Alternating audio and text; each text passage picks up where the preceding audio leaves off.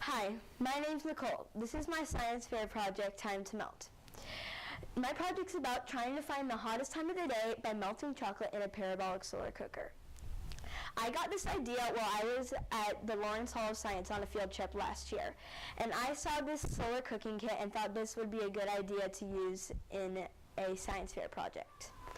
My hypothesis states that if the time of the day changes, then chocolate in a parabolic solar cooker will melt the fastest at the hottest time of the day.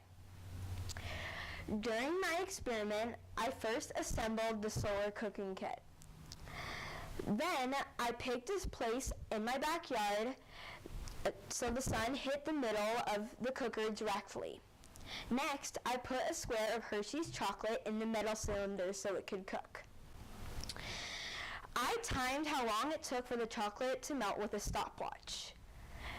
Next, I recorded the data and took pictures every minute until the chocolate was fully melted and tested it with a wooden skewer. I did this every hour starting at 11 o'clock a.m. and ended at 4 p.m.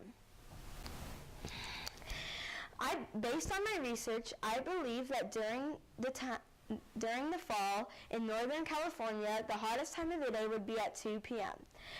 due to the angle of incidence of the sun, my location, and the weather and season of the year. I found out that I was correct. I did 3 trials.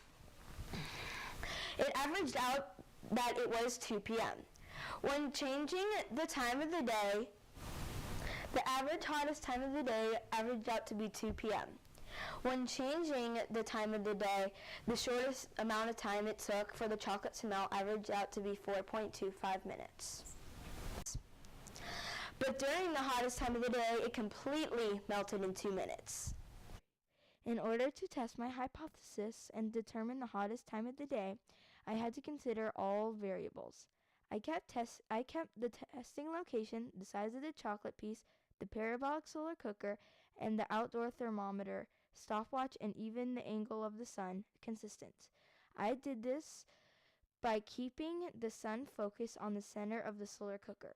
The dependent variable was how long it would take the Hershey's chocolate to melt. The independent variables were the affecting of my experiment, including the time of the day, the weather conditions, or the temperature of the testing day. By keeping the variables consistent, I was able to change the time of the day to determine what the hottest time of the day.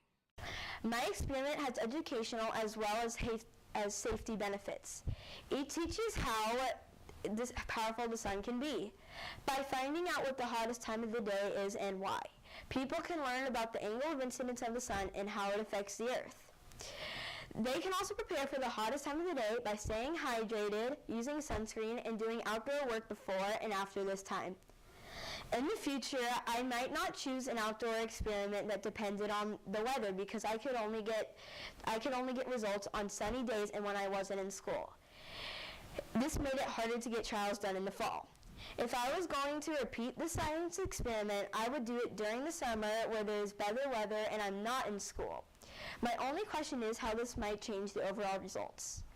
I would also try to do more trials and get more data. Thank you.